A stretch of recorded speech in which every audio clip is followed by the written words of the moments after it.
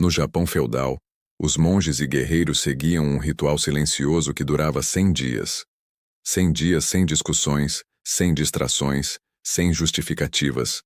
100 dias, observando a mente até que o barulho interno se rendesse. Chamavam esse período de Mokuso no Michi, o caminho da quietude. Era o treinamento dos que queriam ver o mundo como ele é, não como o medo o pinta. Musashi viveu algo semelhante quando, após anos de duelos, desapareceu das cidades e se isolou nas montanhas. Ali, ele descobriu o que o combate nunca havia mostrado, que o maior ruído vem de dentro. Durante 100 dias, Musashi não lutou contra ninguém. Lutou contra o próprio impulso de reagir. Cada pensamento, cada lembrança, cada emoção era uma lâmina tentando distraí-lo. Ele anotava tudo o que passava pela mente, até que começou a perceber um padrão. A mente humana repete as mesmas ideias como um tambor quebrado. Preocupações sobre o passado, fantasias sobre o futuro, orgulho ferido, medo disfarçado de lógica. Tudo isso é ruído. E o silêncio de 100 dias foi a forja onde Musashi transformou o ruído em clareza. O ritual dos 100 dias não era sobre não falar. Era sobre não fugir. O silêncio obriga você a se encarar. Sem o barulho das vozes, sobra apenas a sua. E essa é a parte mais difícil. Nos primeiros dias, o silêncio é calmo. No 10º, começa a gritar. No 20º, se torna insuportável. Mas se você continua, ele muda de forma. No 30º dia, o silêncio começa a te ensinar. Você percebe quantas palavras desperdiçava tentando parecer certo? Quantas vezes falava por medo de ser esquecido? O silêncio te mostra o quanto da sua vida foi ruído disfarçado de necessidade. Musashi dizia que o homem só ouve a verdade quando o próprio som interno cessa.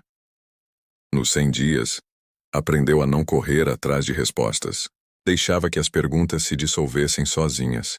Com o tempo, o corpo se tornava leve, a mente se tornava espelho, e o mundo parecia finalmente visível. Cada folha que caía era uma lição. Cada vento que soprava era um aviso. Tudo falava. E ele, pela primeira vez, ouvia. A mente moderna não suporta 100 minutos de silêncio. Ela precisa de música, de notificações, de ruído. Porque o ruído é o que impede o encontro. Mas o silêncio é o que revela quem você é. O ritual dos 100 dias não precisa ser literal.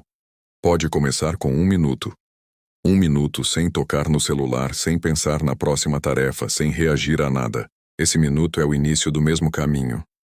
1 minuto de presença total vale mais do que 1000 horas de distração. Musashi percebeu que a disciplina não é o que você faz. É o que você não permite que te tire do foco. 100 dias de silêncio não eram sobre austeridade, mas sobre liberdade. Ele escrevia que quando a mente está em paz, o corpo se move por instinto e o destino se alinha. No final do ritual, Musashi não voltou o mesmo homem. Voltou leve, lúcido, sem pressa. Um guerreiro que podia vencer qualquer luta sem precisar lutar. No mundo moderno, o ritual dos 100 dias é a prática de eliminar o desnecessário. 100 dias sem explicações.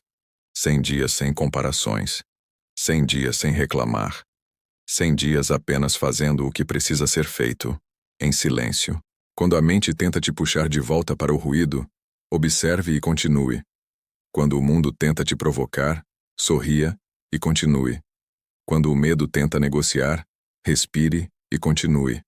Cada dia é um golpe no ego. Cada noite é uma vitória sobre o caos. Os monges zen diziam: a mente que se aquieta ilumina o corpo. Essa luz não é mágica, é foco. Aquele que pratica o silêncio começa a ver o que os outros ignoram. Vê os padrões, vê o próprio erro antes que ele aconteça, vê o caminho que sempre esteve ali.